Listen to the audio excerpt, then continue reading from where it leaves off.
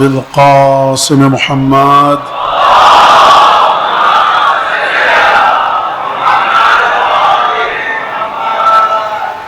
وعلى أهل بيته الطيبين الطاهرين الذين أذهب الله عنهم الرجس وطهرهم تطهيرا.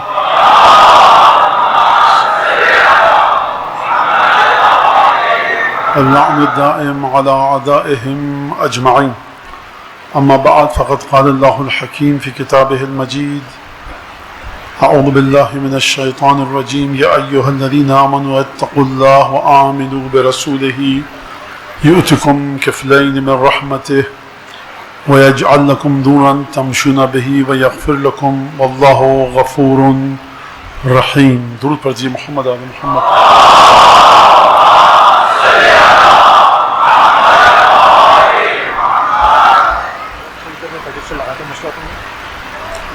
عزیزان گرامی، کل کی گفتگو آپ کے پیش نظر ہے، اور جو ہمارا موضوع ہے سید الشہداء، غیب اور شہود. غیب یعنی جو نہ دکھے، شہود یعنی جو دکھے اور جس کو آپ حواس انسانی کے ذریعے درک کر سکیں. یقیناً کل کی گفتگو آپ کے اذہان میں ہے. گفتگو کا مقصد سید الشہداء کی معرفت حاصل کرنا، احادیث کے ذریعے اور روایات کے ذریعے. عقل بشری کو کنارے پر رکھ کر، عقل بشری سے دوری اختیار کرتے ہوئے عقل بشر اپنی نورانیت کو حاصل کرے احادیث اور کلمات اہل بیت کے ذریعے. 1 سال کی مجلس آپ نے شرکت کی، 10 سال سے 2 سال 5 سال کوشش کیجئے کہ خالص معارف اہل بیت آپ کو سمجھ میں آئیں. آپ کے جذبات کی کوئی حیثیت نہیں ہے اہل بیت کی محبت کے سلسلے میں، چیخ پکار کی کوئی حیثیت نہیں ہے آپ کی اور میری اہل بیت کی محبت کے سلسلے میں، جب تک کہ وہ چیخ و پکار، فریاد، آہیں، سسکیاں، گریہ، ماتم علوم اہل بیت سے اخذ نہ کیا جائے. معیار علوم اہل بیت ہیں، معیار احادیث اہل بیت ہیں. کتنے فیصد مجالس چھٹے اور پانچویں امام کی تعلیمات کی روشنی میں ہوتی ہیں؟ گفتگو کا طریقہ ہمارا کیا ہوتا ہے؟ گفتگو میں الفاظ کا کیا انتخاب کیا جاتا ہے؟ سماج میں ہماری مجلسوں کو کس طرح سے دیکھا جاتا ہے؟ سماج میں میری کیا ذمہ داری ہے کہ میں اپنی مجالس کی تصویر کس طرح سے پیش کروں؟ طے کیا جائے اس بات کو کہ چھٹے امام 2026 کو جانتے تھے کہ نہیں جانتے تھے، پانچویں امام 2026 کو جانتے تھے کہ نہیں جانتے تھے. اگر جانتے تھے تو پھر اگلا سوال، کیا 2026 اور 25 اور 27 اور 28 کے سلسلے میں پانچویں اور چھٹے امام نے، امیر مومنین نے آپ کو کوئی لاہے عمل دیا ہے کہ نہیں دیا؟ اگر دیا ہے تو آپ کو اس لاہے عمل کا کیا علم ہے اور کتنا علم ہے؟ اور اگر نہیں دیا تو یہ ہو نہیں سکتا کہ معصوم آئیں اور اپنے چاہنے والوں کی رہنمائی کیے بغیر دنیا سے چلے جائیں. لہذا ممبر پر جو شخص بیٹھا ہے، چاہے امامے میں ہو چاہے شیروانی میں، آئے تطہیر کسی کے لیے نہیں اتری. جو مرضیہ سو سلام پڑھا، آئے تطہیر کسی کے لیے نہیں اتری. اس لعنت سے معاشرے کی جان چھوڑائیے کہ مولانا یہ وہاں کے جنرل سیکرٹری ہیں، یہ وہاں کے ماتمی ہیں، ان کا امامہ وہاں سے ہے، یہ وہاں سے امامہ لے کر آئے ہیں، وہاں پہ مجلس پڑھتے ہیں. کوشش کیجئے، مسلسل تگ و دو کیجئے کہ خالص علم اہل بیت کو سیکھنے کی کوشش کیجئے. اس بات کو یاد رکھیے گا. اور آسان نہیں ہے. اگر آسان ہوتا تو جناب امیر کے شاگردوں میں سلمان، ابو ذر، مقداد، عمار 4 لوگ ہیں جو خالص علوم اہل بیت کو حاصل کر رہے ہیں. اگر اتنا آسان ہوتا تو مالک اشتر کو جب جناب امیر مومنین مصر بھیج رہے تھے گورنری دے کر، تو یہ نہ فرماتے کہ مالک کو میں تمہارے پاس بھیج رہا ہوں، تم سے زیادہ مجھے مالک کی ضرورت کوفے میں ہے. لیکن اس کے باوجود حالات ایسے ہیں کہ میں دیکھ رہا ہوں میں نے ایثار کیا، فآثرتہ، تو میں نے ایثار کیا اور مالک اشور تمہاری جانب بھیجا۔ اپنی اور ہمارے معاشرے کی حالت حدیثوں سے پوچھیے۔ عمرو بن حمق خزائی آیا جناب امیر المومنین کی خدمت میں، جمل سے فتح جناب امیر کو بارگاہ الہی سے عطا ہو چکی تھی۔ عمرو بن حمق خزائی نے آ کر کہا یہ وہ شخص ہے جو محبت ہے جناب امیر المومنین میں، جس کو جناب امیر کی شہادت کے بعد قتل کیا گیا۔ آتا ہے اور آ کر کہتا ہے کہ یا علی لو کلفتنی نقل الجبال الرواسی، اگر آپ مجھے یہ حکم دیں کہ بڑے بڑے پہاڑوں کو اپنی جگہ سے منتقل کر دوں کسی اور مقام پر، خلاف عقل بات ہے، کیا امیر المومنین یہ حکم دیں گے؟ امیر المومنین رحمت کا پیکر ہے، آپ کی طاقت سے زیادہ حکم نہیں دیں گے۔ کہہ رہا ہے اگر آپ میری طاقت سے بھی زیادہ مجھے حکم دیں تو میں اپنے ذہن کے ایک کٹہرے میں رکھ کر اور اپنے ذہن کے ایک سانچے میں رکھ کر، اپنے ذہن کے ایک فریم میں رکھ کر آپ کو نہیں دیکھتا، آپ کی حدیثوں کے ذریعے آپ کو دیکھتا ہوں۔ میں اپنے تصورات اور اپنے تخیلات کے ذریعے امامت کے مرتبے کو طے نہیں کرتا، اپنی مرضی سے امام کے مرتبے کو اوپر لے جاؤں، نیچے لے جاؤں، دائیں بائیں، بلکہ حدیثوں کے ذریعے، جامعہ کبیرہ کے ذریعے، زیارت آل یاسین کے ذریعے میں امام کے مرتبے کو معین کرتا ہوں۔ آ کر کہتا ہے لو کلفتنی نقل الجبال الرواسی ونزح البحور الطوامی، اگر آپ مجھے حکم دیں کہ بڑے بڑے پہاڑوں کو میں اپنی جگہ سے سرکا دوں، ونزح البحور الطوامی، اور بڑے بڑے سمندر جو تلاطم ہے جن میں سمندر، گہرے سمندر، مجھے آپ حکم دیں کہ جاؤ سمندر کے پانی کو خالی کرو، کوئی کر سکتا ہے؟ نہیں۔ پہاڑوں کو ہلا سکتا ہے؟ نہیں۔ آپ مجھے حکم دیں سمندر کے پانیوں کو خالی کرو۔ اب یہ میرے الفاظ ہیں، کٹورا لے کر، پتیلی لے کر، پتیلا لے کر، دیگ لے کر جاؤ خالی کرو۔ چھوٹے بڑے حوض کے پانی کو آپ خالی کر سکتے ہیں، underground tank, overhead tank کے پانی کو آپ کٹورے گلاس سے خالی کر سکتے ہیں، مدت لگے گی، لیکن سمندر کے پانی کو خالی کرنا ناممکن ہے، پہاڑوں کو ہلانا ناممکن ہے۔ لو کلفتنی نقل الجبال الرواسی ونزح البحور الطوامی، اگر آپ مجھے حکم دیں کہ بڑے بڑے پہاڑوں کو اپنی جگہ سے ہلاؤ، اور اگر آپ مجھے حکم دیں کہ تم بڑے بڑے سمندروں کو خالی کر دو، حتی یاتی یومی ھذا، کہ آج جمل کا دن آ گیا، فتح آپ کو نصیب ہوئی، وفی یدی سیفی، میرے ہاتھ میں یہ میری تلوار ہو، احز بہ عدوک، اس تلوار سے آپ کے دشمن کو ہکاؤں،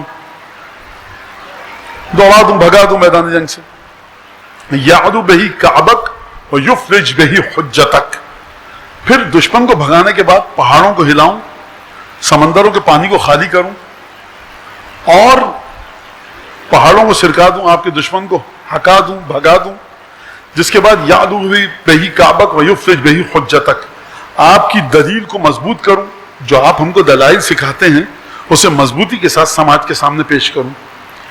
من پسند دلائل نہیں، امیر المومنین کے سلسلے میں اوچھی گفتگو سننے کی عادت کو ترک کیجئے، گھٹیا گفتگو سننے کی عادت کو ترک کیجئے، آپ جو بتائیں اس کے ذریعے میں آپ کے مقام اور منزلت و فضیلت کو دنیا کے سامنے آشکار کروں۔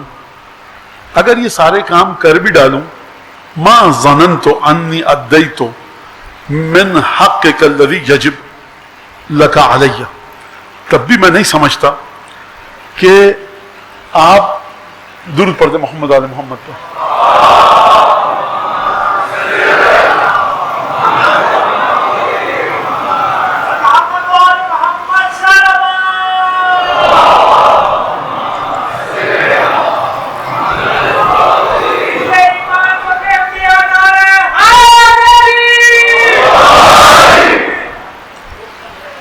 تو میں نہیں سمجھتا تب بھی ادیتو میں نے آپ کے اس واجب حق میں سے رتی برابر حق ادا کیا ہو.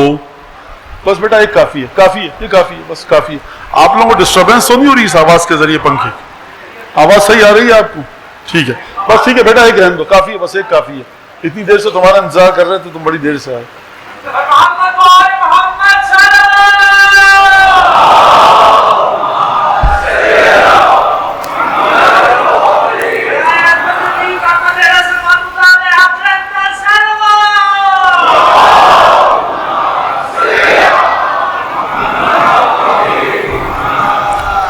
یہ عمر ابن حمق خزائی ہے، امیر مومنین کے ساتھ جنگ جمل میں شرکت کر چکا ہے، صفین میں نہروان میں شرکت کرے گا.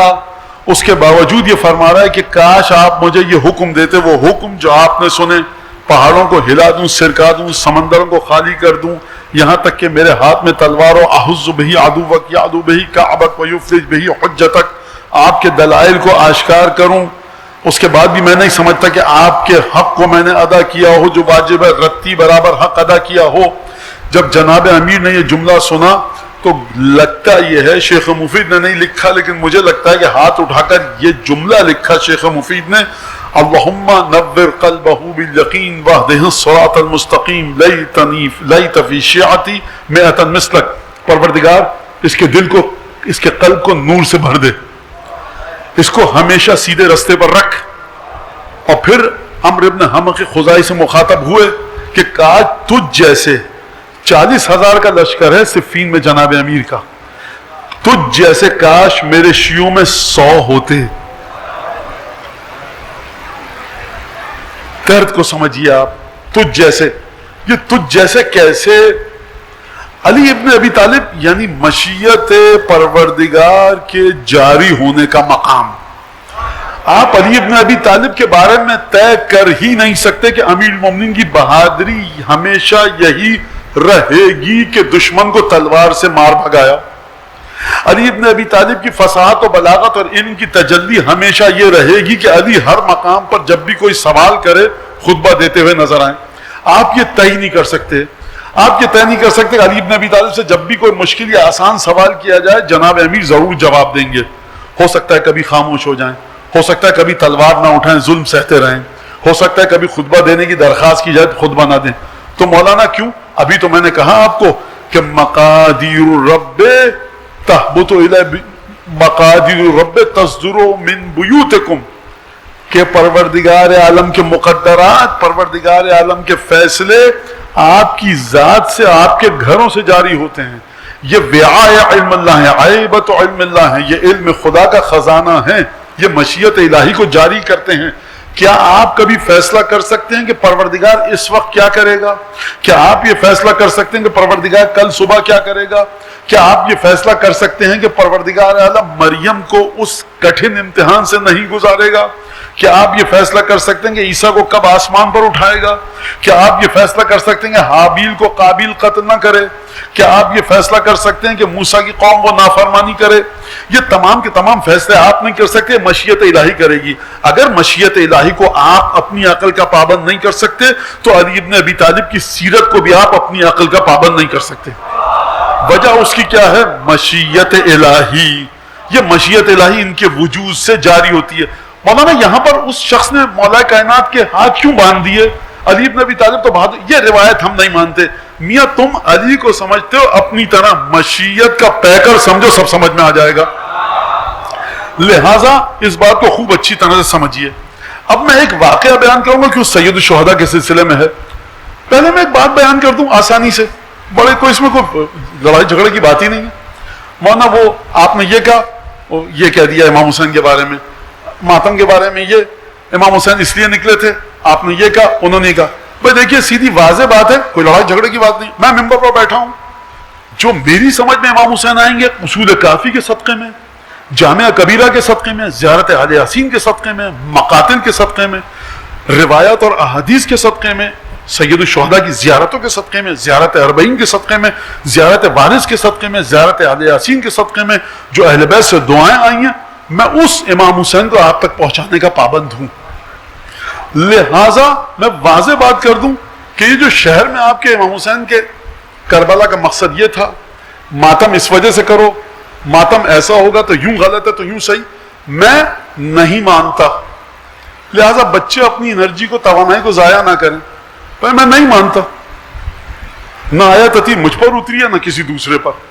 میں آپ کے کراچی میں جو بیان کیا جا رہا ہے امام حسین، اس کو میں نہیں مانتا. بھائی کتنی دفعہ کہوں؟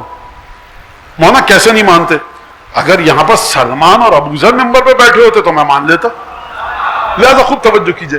لہذا مجھ سے آپ توقع مت رکھیے گا کہ جو آپ کے ذہن میں چیزیں ہیں اس کے مطابق میں گفتگو کروں.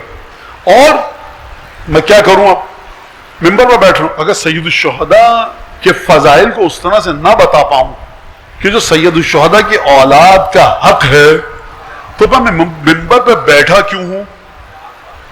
توجہ کیجئے گا خوب. مطلب آج تک ہم نے یہ نہیں سنا، یہ آپ کی غلطی میری نہیں ہے. پہلی زیارت پڑھیے، اذن دخول پڑھیے، سید الشہداء کی پہلی زیارت پہلی رجب کی پڑھیے، نیمہ رجب کی پڑھیے. سید الشہداء کی زیارت نیمہ شعبان کی پڑھیے. سید الشہداء کی زیارت عاشور کے دن کی پڑھیے. سید الشہداء کی زیارت عید الفطر کے دن کی پڑھیے، بقرعید کے دن کی پڑھیے، شب عید الفطر کے دن کی پڑھیے، شب عرفہ کی، روز عرفہ کی. ان کو پڑھیے، اپنے ذہن میں ایک ایک لفظ کو اتاریے، پھر کہیے کہ نہیں ہم امام حسین کو ایسے نہیں مانتے، ویسے مانتے ہیں. علوم اہل بیت سے متصل نہیں ہیں، اخباری باتیں کرتے ہیں، ٹاک شو والی باتیں کا. سرکار آئیے پانچویں چھٹے امام کے ذریعے سمجھیے کہ حجت ابن الحسن کے آباء و اجداد نے کس طرح سے آپ کو یہ علم دیا ہے. میں ایک واقعے سے مدد دوں گا اور اس کے بعد چھٹے امام کی ایک روایت آپ کے سامنے پیش کروں گا، اور ریان ابن شبیب 8ویں امام کی ایک روایت. خوب توجہ کیجئے گا. سید الشہداء کو جو امام حسین آپ کے معاشرے میں بتایا جا رہا ہے، اس امام حسین کی ذہنی سطح عبداللہ ابن عباس سے نیچے ہے. جو آپ کو بتایا جا رہا ہے اس امام حسین کی ذہنی سطح عبداللہ ابن جعفر طیار سے نیچے ہے. جو آپ کو امام حسین بتایا جا رہا ہے اس امام حسین کی سطح محمد حنفیہ سے نیچے ہے. ثبوت کے طور پر گفتگو طویل نہیں کروں گا، کیونکہ وہی ہوا جو یہ تینوں ہستیاں کہہ رہی تھیں، اور سید الشہداء گئے وہاں پر اور وہی انہی مظالم کا سامنا کرنا پڑا. حقیقت شہادت سید الشہداء کو کیسے سمجھیں گے؟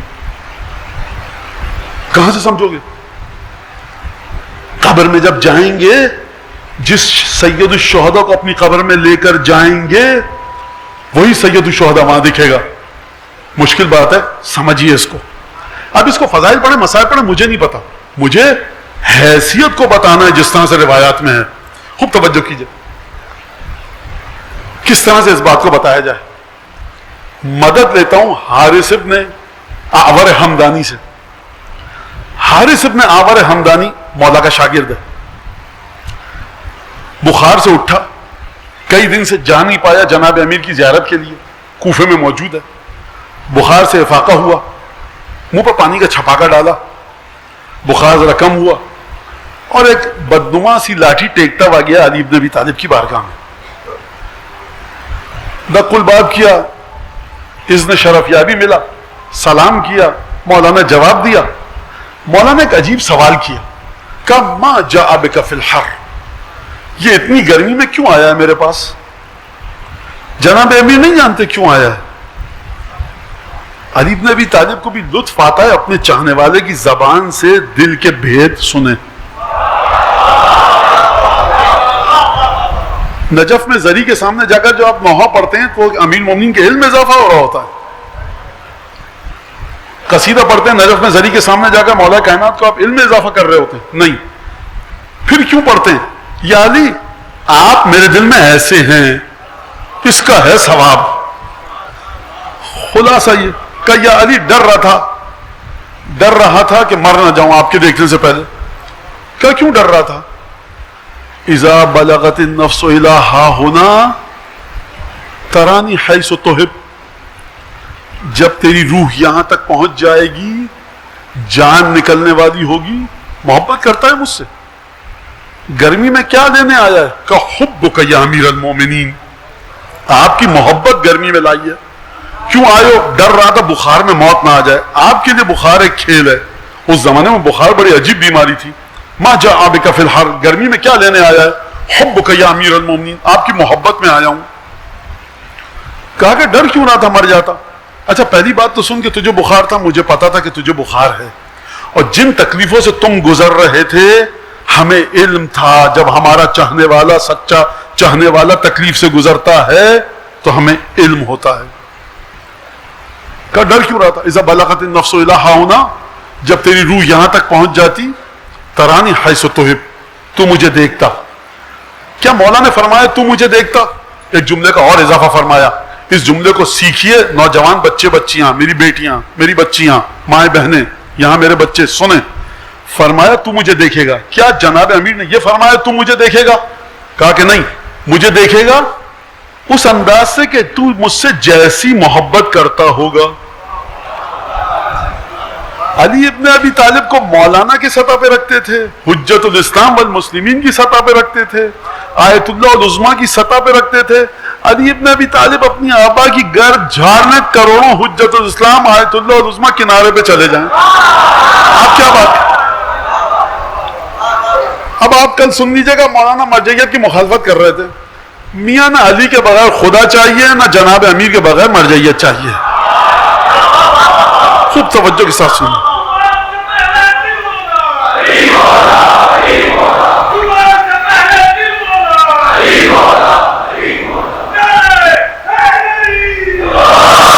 اور یہ جو میں آپ کے سامنے روایت پیش کر رہا ہوں یہ ہمارا مراجع تقلید نہیں اپنی کتابوں میں لکھی. ان کو بھی علم ہے کہ ہمارا اجتہاد بغیر حب علی کے دو کوڑی کا نہیں ہے. لہذا خوب سمجھیے اس بات کو. یہ ہم کس کی باتیں کر رہے ہیں؟ مراجع تقلید کی کتابوں کے ذریعے.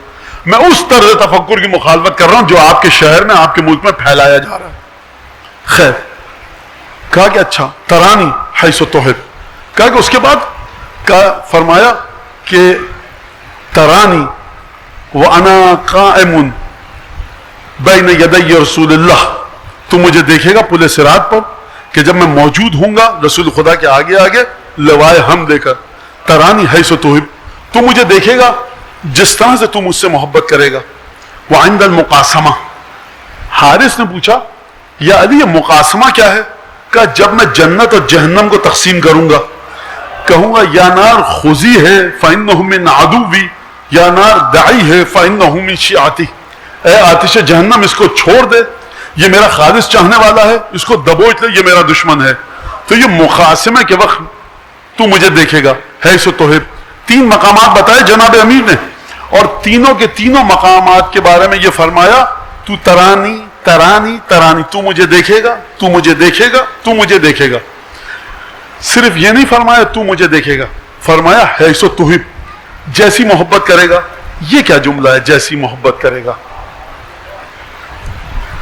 اگر 2 رکعت کے مولانا کی سطح پر رکھا، حقیقت وجود علی بن ابی طالب ایک ہے، لیکن ہر شخص اپنے عقیدے میں جس علی ابن ابی طالب کو پروان چڑھا رہا ہے اسی انداز سے علی کو دیکھے گا. سید ہمگیری کو یہ فضیلت پتہ لگی. سید ہمگیری نے قصیدہ کہا اسی حدیث کو سامنے رکھ کر. اس کا ترجمہ میں ایک لفظ کا بتا دوں کہ یا حار حمدان من یمت یران من مؤمن او کافر قبلا. اے حارث حمدانی سن، جو مومن ہوگا مرے گا، منافق ہوگا مرے گا. کوئی مومن ایسا نہیں ہے جو مرے مجھے نہ دیکھے، کوئی منافق ایسا نہیں ہے جو مرے مجھے نہ دیکھے. مومن بھی دیکھے گا، مومن بھی دیکھے گا. فرق کہاں پر ہوگا؟ فرق ہوگا حیث تحب میں. اے حارث تو محبت کرتا ہے، نورانی خوشنما شکل میں دیکھے گا. جو نفرت کرتا ہے وہ غیظ و غضب کی صورت میں دیکھے گا، ایک سزا دینے والے شخص کی صورت میں دیکھے گا.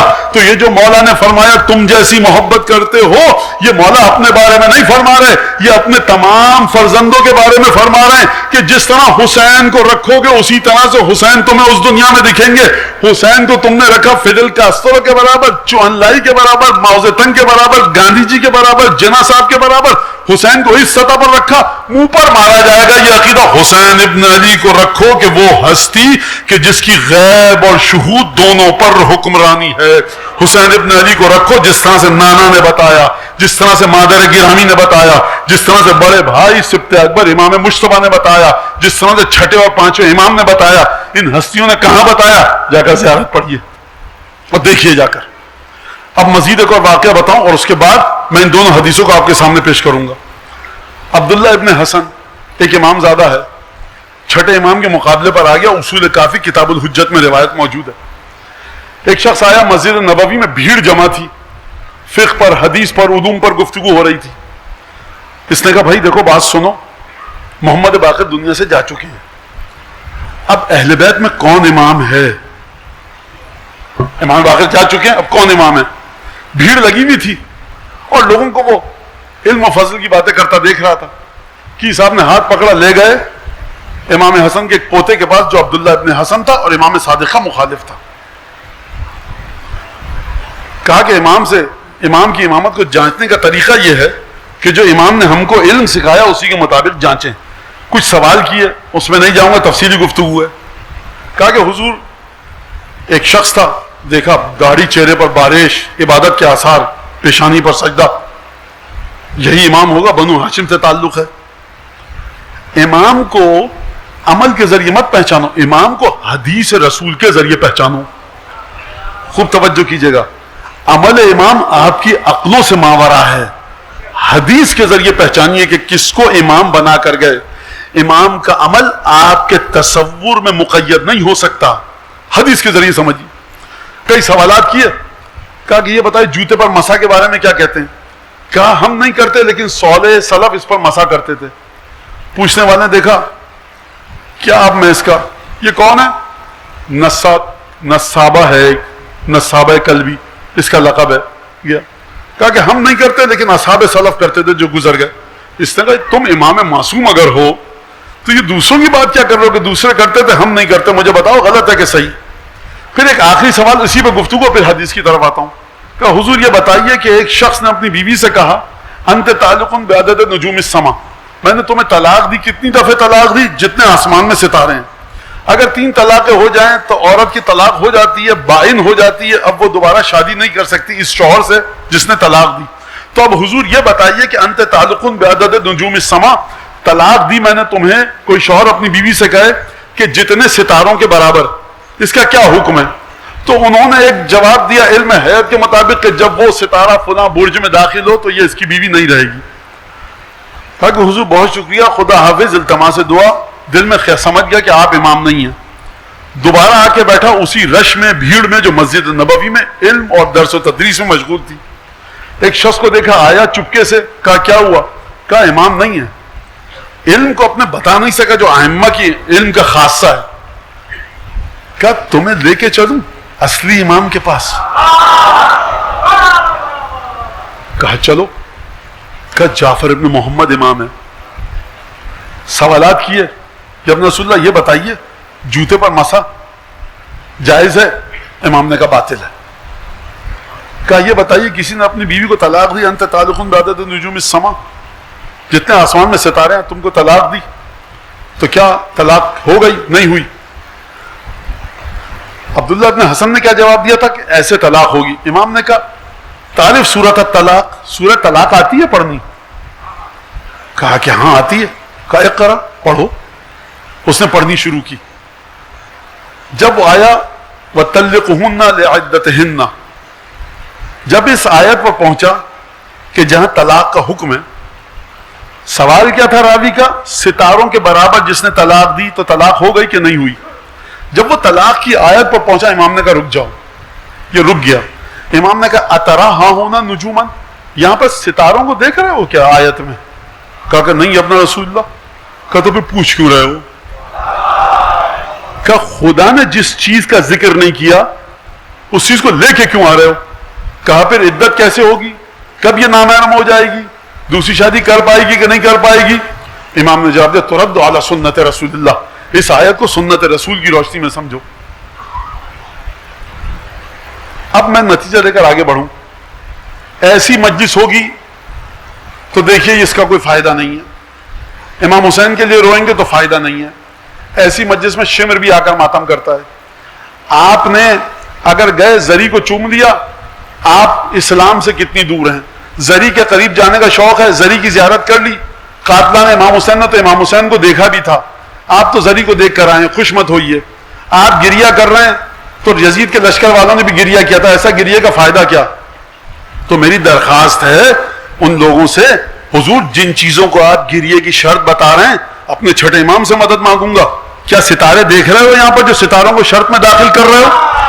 کیا وہ چیزیں جو آپ اپنی طرف سے گریے کی شرائط میں داخل کر رہے ہیں کسی امام نے ان چیزوں کو داخل کیا ہے کہ نہیں کیا؟ دیکھیے عزاداری وہ ہوتی ہے جس سے حکومت لرز جائے.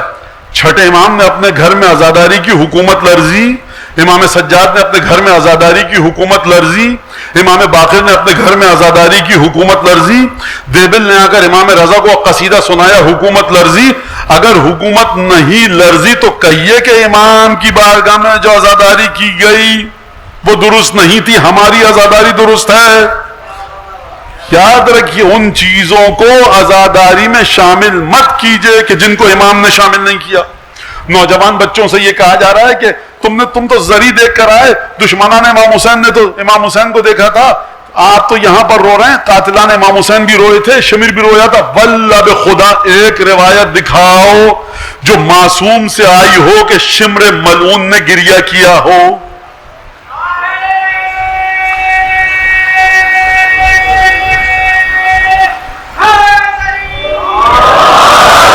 خوب توجہ. اگر یزید کے لشکر والوں نے گریہ کیا بھی تھا، اگر کیا تھا تو ان کے دل میں بغض امام حسین تھا. یہاں جو نوجوان بچے بوڑھے بیٹھے ہیں یہ جتنے بے عمل ہوں فرض کیجئے، دل میں بغض نہیں ہے، محبت لے کر آئیں. جن کے دل میں محبت ہے ان کے دلوں کو اس سے ملا رہے ہو جن کے دل میں بغض علی ابن ابی طالب تھا. کس نے حق دیا صاحب آپ کو یہ شرط اضافہ کرنے کا؟ اگر مجلس ایسی ہوگی تو شمر بھی آ کر ماتم کرے گا. اگر مجلس ویسی ہوگی، پہلی مجلس کہاں پر ہوئی؟ عالم ظاہر میں. پہلی مجلس ہوئی سید الشہداء کی، قتل سید الشہداء کے بعد بی بی زینب نے مصائب پڑھے. دوسری مجلس پڑھی امام سجاد نے بازار کوفہ میں. تیسری مجلس ہوئی ہے جناب زینب کے توسط سے شام میں جب رہائی ملی، اور جناب زینب نے اس مجلس کی تفصیلات سمجھیے جا کر. شہزادی زینب کا جملہ یاد رکھنا، کہا ہم جب سے کربلا سے نکلے اپنے پیاروں کا ماتم نہیں کیا. جناب زینب نے کسی چیز کو داخل نہیں کیا مجلس میں، صرف اور صرف گریہ حسین پر، صرف اور صرف گریہ رسول کے خاندان والوں پر، صرف اور صرف گریہ اہل بیت پر، صرف اور صرف گریہ ان پر کہ جن پر جناب زینب نے گریہ کیا، ان پر گریہ جن پر امام صادق نے گریہ کیا. سنت ائمہ کو آپ دیکھیے، عزاداری کو اس کے قبلے سے دور مت کیجئے، عزاداری کو اس کے قبلے کے مطابق برقرار رکھیے. لہٰذا اب ہم داخل ہو رہے ہیں کس مقام پر، کس مرحلے پر کہ سید الشہداء کی عظمت کو کیسے دیکھیں. ائمہ معصومین نے جو ہم کو حدیثیں بتائی ہیں اس میں عجیب حدیثیں. یونس ابن زبیان جب آیا چھٹے امام کی خدمت میں کہ یا ابن رسول اللہ، جب آپ کے جد کا نام لیتا ہوں تو دل تڑپ جاتا ہے. جب یہ کہا یونس ابن زبیان نے کہ دل تڑپ جاتا ہے، چھٹے امام نے فرمایا جب بھی یہ کیفیت ہو 3 دفعہ کہا کرو صلی اللہ علیہ یا ابا عبداللہ، صلی اللہ علیہ یا ابا عبداللہ، صلی اللہ علیہ یا ابا عبداللہ. یعنی کیا مطلب؟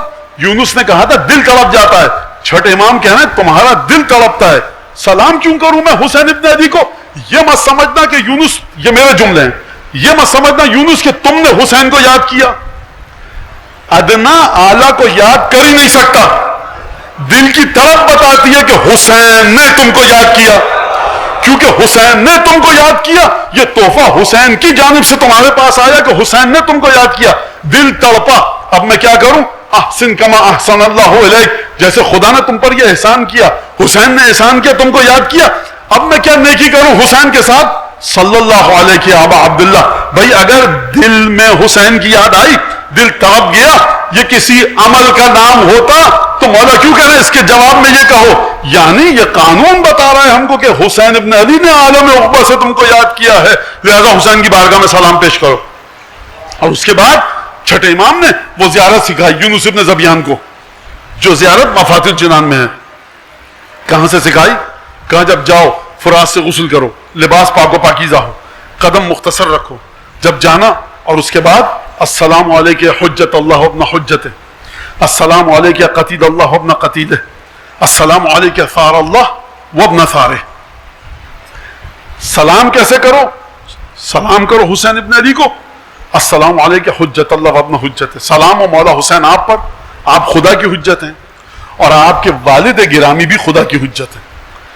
یہ وہ جملہ ہے کہ جو آپ امام رضا کے بارے میں بھی پڑھ سکتے ہیں، امام کاظم کے بارے میں بھی پڑھ سکتے ہیں، امام حسن کے بارے میں بھی پڑھ سکتے ہیں، امام عسکری کے بارے، تمام ائمہ کے بارے میں پڑھ سکتے ہیں.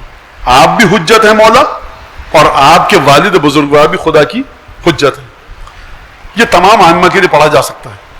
اب جو اگلا جملہ ہے وہ صرف امام حسین کے لیے پڑھا جا سکتا ہے، امیر المومنین کے لیے بھی نہیں پڑھا جا سکتا.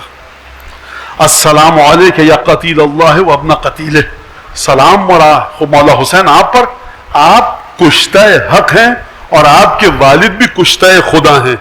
آپ حسین ابن علی سے کہہ سکتے ہیں کہ آپ کے والد کشتہ خدا ہیں. آپ امیر مومنین سے نہیں کہہ سکتے آپ قتیل اللہ ہیں. قتیل اللہ کا مطلب کیا ہے؟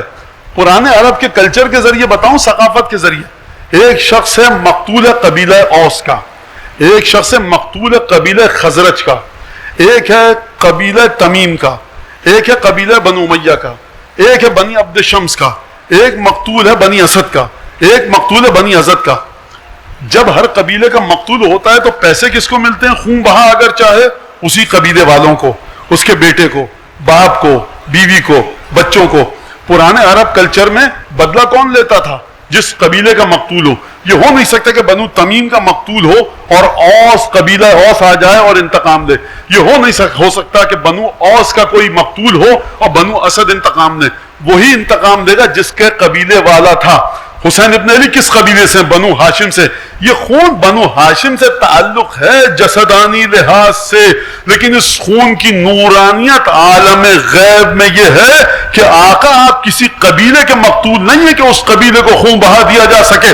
آپ خدا کے مقتول ہیں. یعنی یہاں سید سجاد کو حق حاصل نہیں ہے کہ اپنے باپ کے قاتل کو معاف کر دیں. تبھی آپ یہ واقعہ سنتے ہیں کہ جب یزید ملعون نے آ کر خون بہا دینا چاہا، سید سجاد بتاؤ تمہارے باپ کو کتنے پیسے دیں کہ خون بہا ادا ہو جائے؟ سید سجاد نے پیسے لینے سے انکار کیا.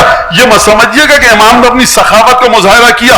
حق نہیں ہے کسی انسان کو کہ حسین ابن علی کے خون کے بدلے وہ خون بہا لے. کیوں نہیں لے سکتا؟ کیونکہ یہ مقتول خدا کا مقتول ہے. یہ مقتول خدا کا مقتول ہے. زیادہ اربعین میں آپ کیا پڑھتے ہیں؟ اشہد انک، عجیب جملہ ہے یہ، کہ بذل فیک مہجتا لیستنقذ عبادک من الجہالہ وحیرت الضلالہ. حسین، اب یہ مہجہ کا معنی ہمارے یہاں کیا جاتا ہے خون کا آخری قطرہ. مہجہ کے لفظ کو اگر آپ عربی میں دیکھیں تو بڑی طویل بحث ہے لغت میں عربی کے مہجہ کا معنی کیا ہے. مہجہ کا معنی یہ ہے کہ جو کچھ حسین کے پاس اپنا خون تھا، جو کچھ حسین کے پاس قیمتی چیز تھی، جتنی بھی قیمتی چیزیں تھیں، وہ سب کی سب حسین ابن علی نے راہ خدا میں دے دی. بذل فیک مہجتا، کیوں دے دی؟ لیستنقذ عبادک من الجہالہ وحیرت الضلالہ. اس وجہ سے دی حسین ابن علی نے تیرے راستے میں تاکہ تیرے بندوں کو جہالت سے نجات دے، تاکہ تیرے بندوں کو گمراہی کے تحیر سے، پریشانی سے، سرگردانی سے نجات دے. اب یہاں پر نتیجہ دے کے آگے بڑھ رہا ہوں، سمجھیے گا خوب توجہ کے ساتھ. دوبارہ ترجمہ کروں. تیرے بندوں کو خون کس نے دیا؟ حسین نے. اپنی تمام قیمتی چیزیں خدا کے راستے میں کس نے نچھاور کی؟ حسین ابن علی نے. کس لیے؟ تیرے بندوں کو جہالت سے دور کرے، تیرے بندوں کو گمراہی سے دور کرے. پروردگار تو ہے، حسین حسین ہے. پروردگار نہ تیری اولاد ہے، نہ تیرے بچے ہیں، نہ تجھے سردی لگتی ہے نہ گرمی، نہ تجھے پیاس لگتی ہے پروردگار، نہ بھوک، نہ تجھ پر موسم کا اثر ہے نہ زمانے کا. پروردگار تیرے وجود میں دل نہیں دھڑکتا. کام تھا تیرا، زمین پر حسین نے کیا. یعنی حسین ابن علی کی ذات وہ ہے کہ اگر خدا کو ڈھونڈنا چاہو، خدا کی تم سے ملاقات ہوگی کہاں پر؟ وجود حسین ابن علی میں. یہ وہ ذات ہے کہ جس نے خدا کا کام کیا ہے زمین پر. ربوبیت نے اپنا کام عبودیت سے کروایا ہے. حسین ابن علی کے سینہ میں دل دھڑکتا ہے. بیٹوں کی محبت ہے، بیٹیوں کی محبت ہے، بہنوں کی محبت ہے، بھائیوں کی محبت ہے.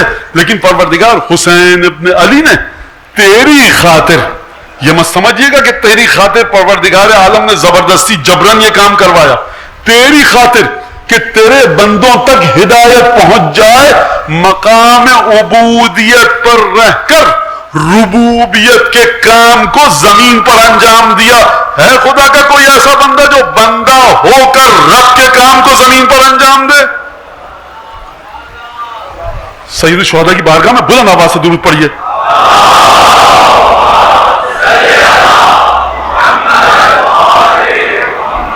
اب یہ تفصیل میں نہیں جا رہا کہ کون سی جہالت اور کون سی گمراہی، یہ ایک الگ گفتگو ہے. لہٰذا جب یونس ابن زبیان آئے اور چھٹے امام سے عرض کی، چھٹے امام نے زیارت سکھائی، کہا السلام علیکم حجت اللہ وابن حجت. یہ کہو اے خدا کی حجت اور آپ کے والد بھی خدا کی حجت، یا قتیل اللہ وابن قتیل.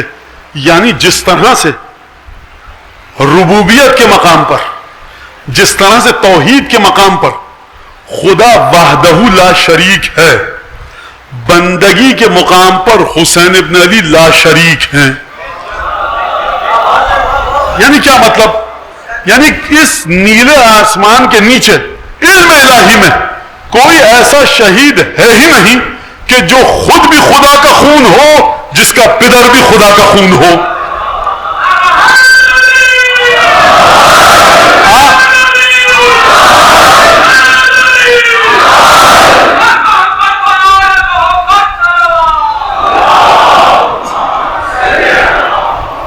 آپ اس حسین ابن علی کی عزاداری میں بیٹھے ہیں، کس کو لا رہے ہو حسین ابن علی کے ساتھ رونے میں؟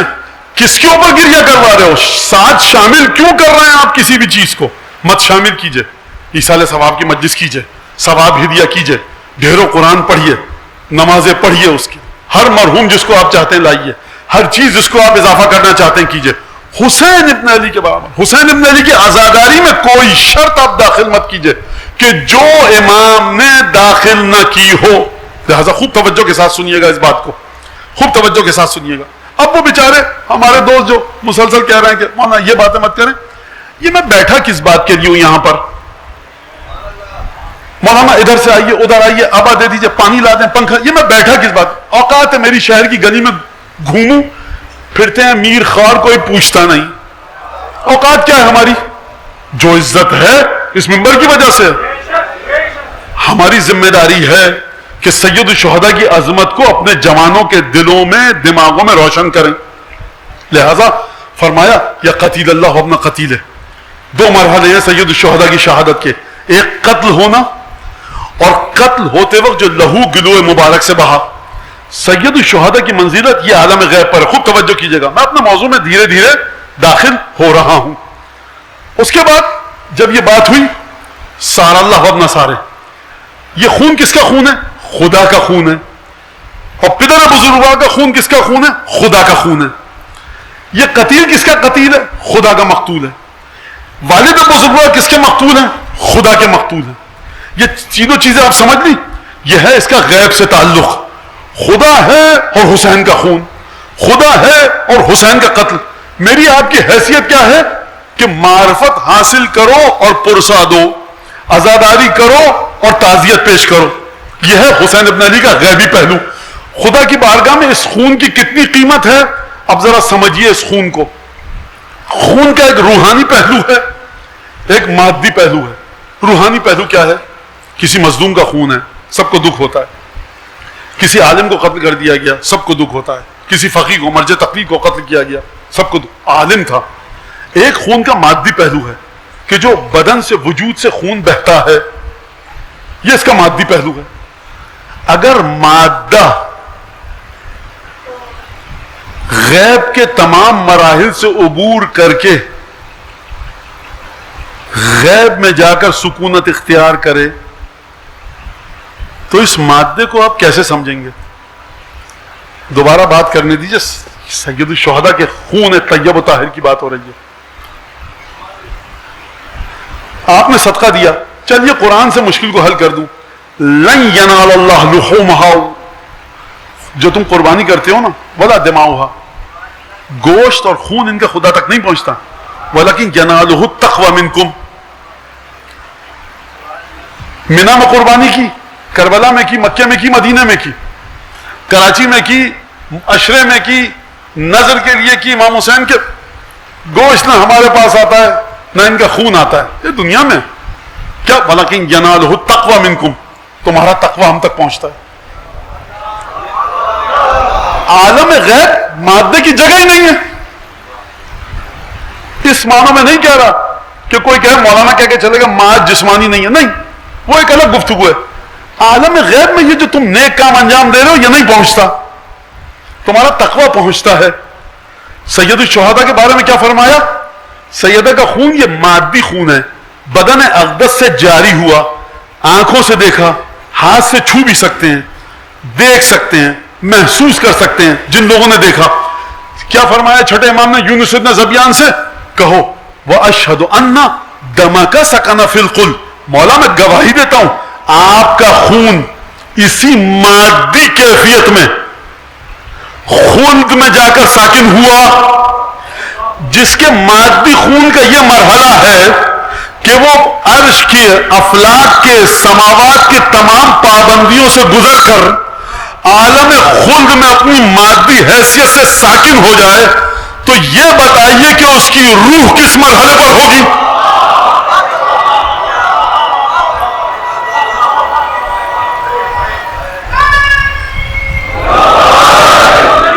آپ نے واہ واہ کر دی، داد دے دی، مجھے نعرہ لگ گیا، درود بھیج دیا. اب سن بھی لیجئے، حق ادا ہونا چاہیے.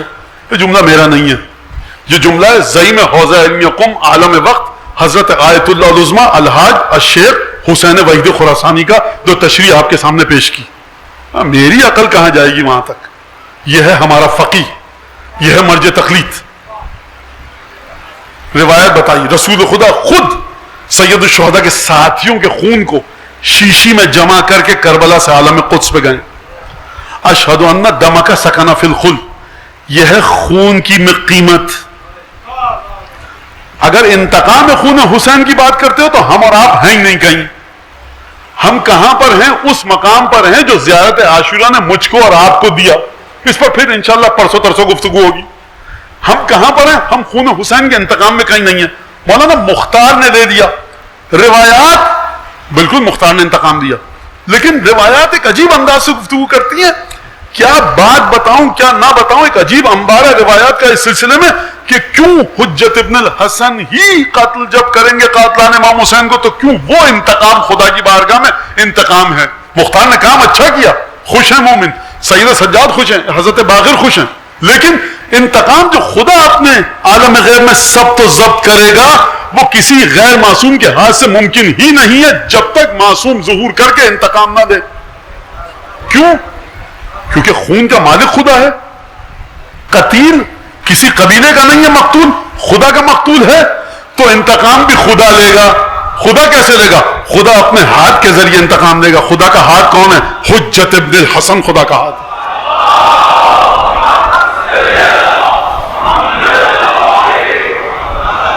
لہذا خوب اس بات کو سمجھیے، آپ درک کیجئے، اس بات کو اپنے ذہنوں میں اتاریے، اپنے وجود میں اتاریے. قتیل اللہ وابن قتیل وثار اللہ وابن ثارہ، کہ خون خدا کا ہے، خدا کا خون اور فرزند ہے خدا کے خون کے. یہ بات آپ سمجھیے. اور اس کے بعد یہ خون کی ہے قیمت، مقام، عظمت. اب دیکھیے اثر، خوب توجہ کیجئے گا. چھٹے امام کے جملے ہیں سرکار. ایک ہے خون کی قیمت اور مقام اور سکونت، ٹھہرنے کی جگہ، خون کی رہائش کہاں پر؟ اشہد ان دمک سکن فی الخلد، میں گواہی دیتا ہوں کہ آپ کا خون عالم خلد میں ساکن ہوا. اور اس کے بعد اگلا جملہ کیا ارشاد فرمایا امام نے؟ واشہد ان اخشعرت منہ اذلۃ العرش. اب اذلۃ العرش کا ترجمہ میں یہی کر رہا ہوں، آسان ترین طریقے سے تشریح نہیں کر سکتا. عرش کے ستون، کس کے عرش کے؟ عرش الہی کے ستون، عرش الہی کے پائے. جب آپ کا خون زمین پر بہا تو عرش الہی کے پایوں پر کپکپاہٹ طاری ہوئی، تھر تھراہٹ طاری ہوئی. یعنی قدر و قیمت دیکھیں گے اگر آپ مولا حسین کے خون کی تو خدا خود انتقام دے گا. اگر قدر و قیمت دیکھیں گے حسین ابن علی کی تو خدا کے قبیلے کا مقتول ہے. اگر اثر دیکھیں گے تو عرش الہی کے پائے لرزنے لگے. اگر سکونت اور اسکان اور ٹھہرنے اور رہنے کی جگہ دیکھیں گے، اشہد ان دمک سکن فی الخلد، میں گواہی دیتا ہوں کہ آپ کا خون اسی مادی صورت میں عالم ارواح میں ہے. جس کا خون مادی صورت میں اتنا بلند و طیب و طاہر ہے کہ عالم ارواح کی پابندیوں کو قبول نہ کرے، اس کی حیثیت کہاں پر ہو؟ لہذا اب چلیے ایک روایت کی طرف کہ جو فضائل کی روایت ہے۔ غالب کا ایک شعر ہے، اگرچہ شب جمعہ ہے لیکن بہرحال اب آ گیا تو سن لیجئے۔ بہرحال کس سے ہو سکتی ہے مداحی ممدوح خدا؟ کون کر سکتا ہے آرائش فردوس بری؟ خدا نے جس کی تعریف کی ہو اس کی کون تعریف کر سکتا ہے؟ خدا نے جس کی تعریف کی اس کی تعریف کون کر سکتا ہے؟ کوئی نہیں کر سکتا۔ جنت کو کون سجا سکتا ہے؟ کوئی نہیں سجا سکتا۔ میں اگر ہوتا تو غالب سے کہتا جنت سجائی جائے گی، جنت میں ایک پھیکا پن ہے، جنت کی خامی ہے۔ تمام علماء اسلام نے شیعہ سنی کی قید سے بالا تر اس روایت کو نقل کیا کہ جب تمام کے تمام لوگ جنت میں چلے جائیں گے، فَلَمَّا اسْتَقَرَّ أَهْلُ الْجَنَّةِ فِي الْجَنَّةِ، جب تمام جنتی بہشتی جنت میں چلے جائیں گے اور اپنے مقام پر مستقر ہو جائیں گے، ٹھکانے پر بیٹھ جائیں گے، جنت کہے گی خدا سے یا رب انک وعدتنی انک تزیننی بالرکنین من ارکانک، پروردگار تو نے مجھ سے یہ وعدہ کیا تھا کہ تو جو تیرے رکن ہے نا، جو تیری توحید کے ستون ہیں، ان ستونوں میں سے تو 2 ستونوں کے ذریعے مجھے سجائے گا۔ اب سمجھ میں آیا جنت پھیکی کیوں ہے؟ تمام اہل جنت جا چکے، جنت پھیکی ہے، جنت کہہ رہی ہے مجھے انک وعدتنی کہ تزیننی بالرکنین من ارکانک، پروردگار تو نے وعدہ کیا تھا کہ مجھے سجائے گا اپنے 2 رکنوں کے ذریعے، جو تیرے ارکان توحید ہیں ان کے ذریعے تو مجھے سجائے گا، 2 رکنوں کے ذریعے، 2 ستونوں کے ذریعے، 2 بنیادوں کے ذریعے، ان 2 رکنوں کے ذریعے جو تیری توحید کو سنبھالے ہوئے ہیں، کہاں ہیں؟ نہیں سجایا تو نے۔ خدا کہے گا الم ازینک بالحسن والحسین، کیا میں نے تجھے حسن اور حسین کے ذریعے نہیں سجایا؟ جب خدا یہ جملہ ارشاد فرمائے گا تو معصوم فرماتے ہیں فماست الجنہ کما تمیس العروس، تو جنت اس طرح سے لہلائے گی، جنت اس طرح سے خوش ہوگی، جنت پر وہ عالم وجد و شوق طاری ہوگا کہ جس طرح سے دلہن رخصتی کے وقت خرامہ خرامہ قدم رکھتی ہے، جنت پر وجد کا وہ عالم طاری ہوگا۔ تو جا کر غالب کو بتائیے بالکل جنت کی آرائش ہو سکتی ہے۔ جنت پھیکی ہے جب تک حسن اور حسین نہ ہو۔ اب چلیے آیت کی طرف سرنامہ کلام کے، یا ایھا الذین آمنوا اتقوا اللہ وآمنوا برسولہ یؤتکم کفلین من رحمتہ ویجعل لکم فرقانا وَيَجْعَلْ لَكُمْ نُورًا تَمْشُونَ بِهِ وَيَغْفِرْ لَكُمْ۔ اور اس کے بعد پروردگار عالم جو گفتگو فرما رہا ہے اس میں، جو میں نے کل آپ کے سامنے پیش کی، اگر ہمارے رسول کے تقوی اختیار کرو گے تو پروردگار کیا کرے گا؟ اپنی رحمت کے دونوں حصے دے دے گا۔ رحمت کیا کرتی ہے؟ رحمت آتی ہے مشکلات کو حل کرتی ہے۔ پروردگار عالم جنت کی مشکل کو حل کر رہا ہے کس کے ذریعے؟ کہہ رہا ہے میں نے تجھے حسن اور حسین دیے ہیں۔ اب سمجھ میں آیا اس آیت میں پروردگار عالم جو رحمتوں کی بات کر رہا ہے، 2، ایک وجود کا نام ہے حسن، ایک وجود کا نام ہے حسین۔ اگر قیامت میں کوئی اور رحمت ایسی ہوتی کہ جو جنت کو زیبائی دے پاتی تو پروردگار ان کے ذریعے جنت کو آرائش دیتا اور سجاتا۔ عالم غیب میں سوائے حسن اور حسین کے کوئی ہے نہیں کہ جو جنت کی آرائش کا سامان خلق کر سکے۔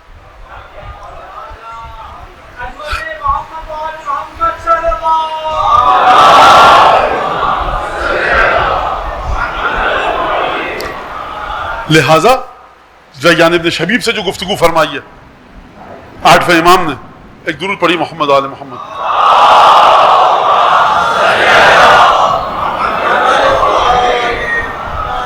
ریان ابن شبیب سے جو گفتگو فرمائی ہے 6 امام نے، 8ویں امام نے، وہاں پر بڑے عجیب انداز سے جتنے بھی حسین ابن علی سید الشہداء کے متعلقین تھے کربلا میں، انصار تھے، ان کا ذکر کیا، شہادت کا ذکر کیا، قاتل حسین پر لعنت بھیجنے کا ذکر کیا، اپنی ولایت کا ذکر کیا، محبت اہل بیت کا ذکر کیا۔ روایت بڑی طویل ہے، میں اس طرف نہیں جاؤں گا، لیکن ایک چیز 8ویں امام کا جملہ میں یہاں پر آپ کے سامنے پیش کروں گا۔ فرمایا کہ دیکھو ان سرک ان یکون لک ثواب من استشہد، اگر تمہیں یہ بات پسند ہے کہ تم بھی اس ثواب میں شریک ہو کہ جو حسین ابن علی کے ساتھ جو لوگ شہید ہوئے ان کو وہ ثواب ملا، فَمَا ذَكَرْتَهُمْ، جب بھی تمہیں حسین کے ساتھی یاد آئیں تو یہ جملہ کہو یا لیتنی کنت معہم فافوز فوزا عظیما، کہ کاش میں بھی ان کے ساتھ ہوتا تو فوز عظیم پر فائز ہوتا۔ یعنی 8ویں امام حکم دے رہے ہیں کہ دیکھو 2026 کا سفر اختیار کر کے 61 ہجری میں جاؤ، 61 ہجری کی کربلا کو 2026 میں مت لاؤ، کہو کہ میں بھی ان کے ساتھ ہوتا، یعنی وہ جس طرح سے شہید ہوئے ہیں اب ویسا کوئی شہید نہیں ہو سکتا۔ جس کو بھی مرحلہ کمال پر پہنچنا ہے، جو چاہتا ہے کہ حسین ابن علی کے ثواب میں شریک ہو، شہادت میں ساتھیوں کی، اس کی ذمہ داری یہ ہے کہ امام فرما رہے ہیں کہو کہ کاش میں ان کے ساتھ ہوتا۔ ان کی خصوصیت کیا تھی، ان کی خوبی کیا تھی؟ یہ فانی تھے ذات حسین ابن علی میں، یہ فنا تھے ذات حسین ابن علی میں، یہ محبت حسین ابن علی میں فنا تھے عجیب انداز سے۔ وہ صحابی کا واقعہ آپ کے سامنے، نماز پڑھ رہے ہیں سید الشہداء، ظہر اور عصر کی، تیر لگا، زمین پر گر گیا، حسین نے اپنی نماز ختم کی، آگے بڑھے، سر کو اپنے صحابی کے اپنے زانو پر رکھا، اور ایک دفعہ اس نے ایک جملہ کہا، کلمہ نہیں پڑھا، یہ نہیں کہ مولا میرے بیوی بچوں کا خیال رکھیے گا، کہہ رہا اب وفائی تو ابن رسول اللہ، میں نے وفا تو کی آپ سے۔ امام حسین نے فرمایا انت امامی فی الجنہ، تو جنت میں مجھ سے پہلے جائے گا۔ اور اس کے بعد سانس ٹوٹنے سے پہلے، اپنی شہادت سے پہلے، اس شہید نے جس کا سر حسین ابن علی کے زانوں پر ہے، ایک دفعہ حبیب کی طرف دیکھا، کہا دیکھو حبیب ہم تو چلے، علیک بہذا الرجل، اب تم ہمارے بعد حسین کا خیال رکھنا۔ ان کی امامت کا مرحلہ یہ تھا کہ ان کو دنیا اور آخرت میں سوائے حسین ابن علی کے کوئی نہ دکھا۔ انعام ان کو کیا ملا؟ وَعَلَى الْأَرْوَاحِ الَّتِي حَلَّتْ بِفِنَائِكَ، وہ حسین ابن علی کے انصار جنت میں تو ہیں، لیکن جنت میں کس حجرے میں ہیں، جنت میں کس مقام پر ہیں؟ یہ حسین کی چوکھٹ پر ہیں زیارت عاشورہ کے مطابق۔ وَعَلَى الْأَرْوَاحِ الَّتِي حَلَّتْ بِفِنَائِكَ، مولا ان روحوں پر سلام ہو، حلت بفنائک، جو آپ کی چوکھٹ پر ہیں۔ یہ عجیب سلسلہ ہے۔ مولا یہ فرمائیے کہ جو جنت میں آپ کے ساتھ ہیں، تو مولا کا جواب آئے گا یہ اتنا حسین ابن علی کی محبت میں ڈوب چکے تھے کہ ان کی جنت کا نام ہی حسین ابن علی ہے۔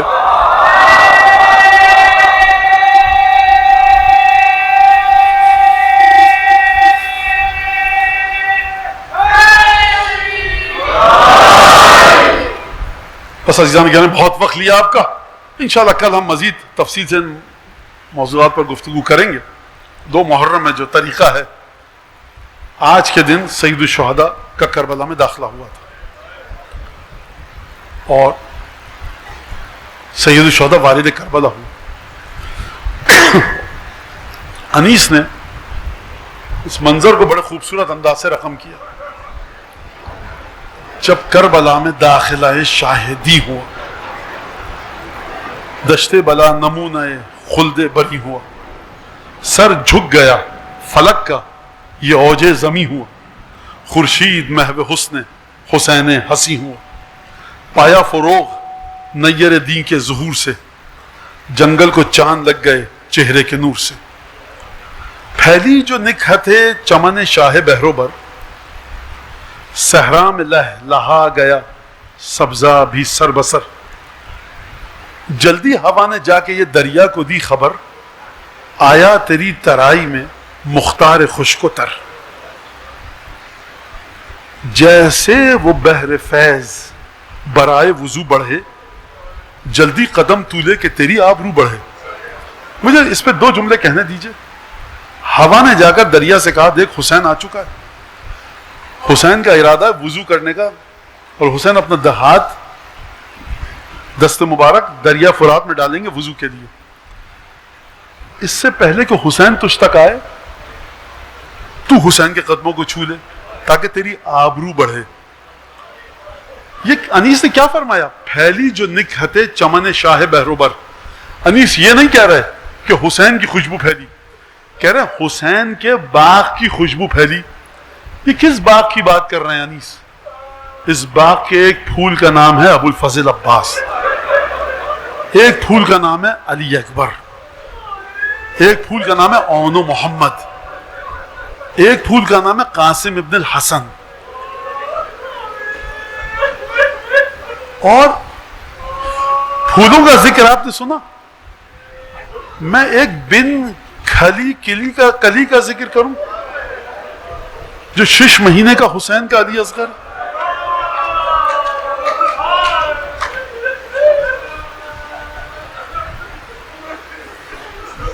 کس طرح سے حسین ابن علی کربلا تشریف لا. سفر کربلا ہے، بہنوں کا دل مطمئن ہے. کیوں مطمئن ہے؟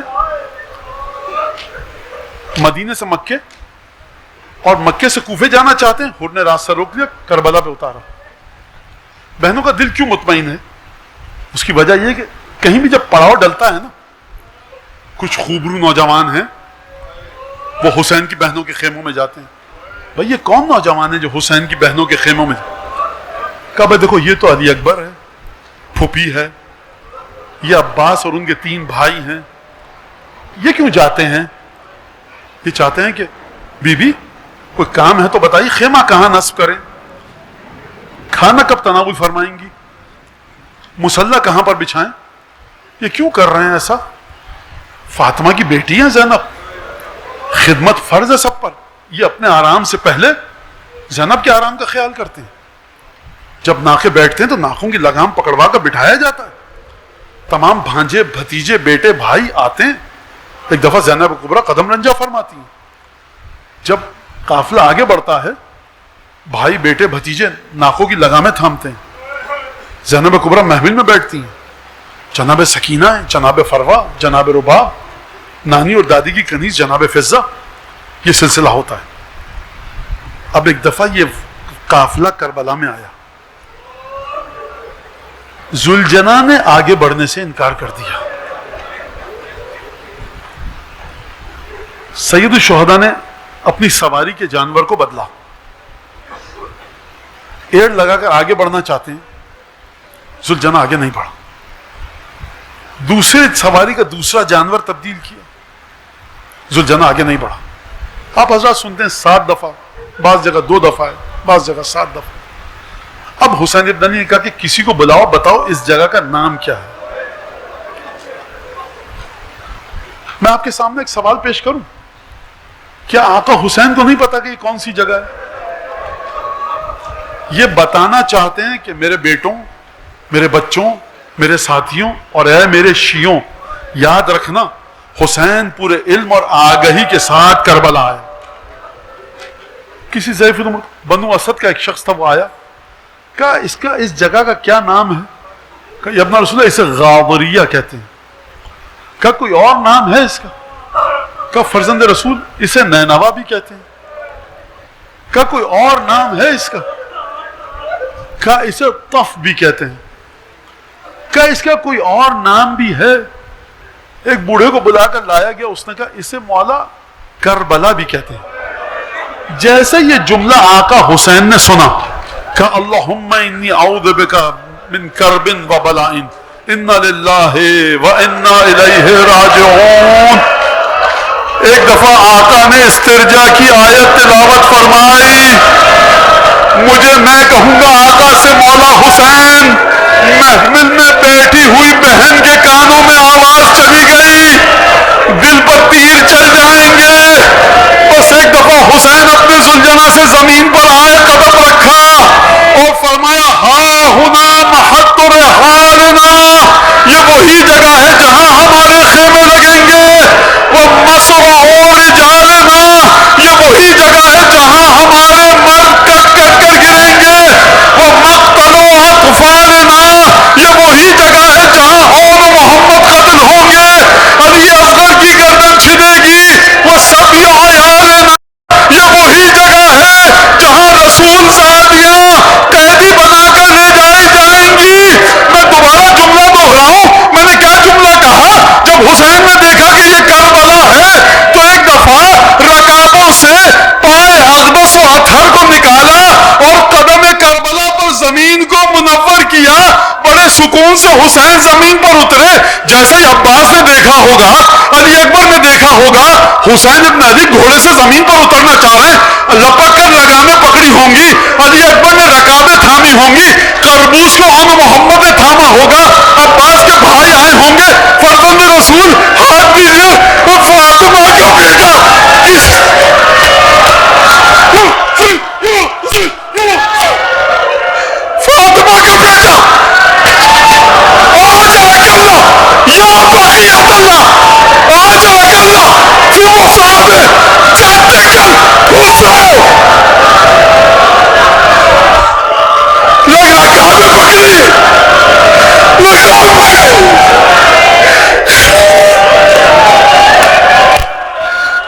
اس کو تھاما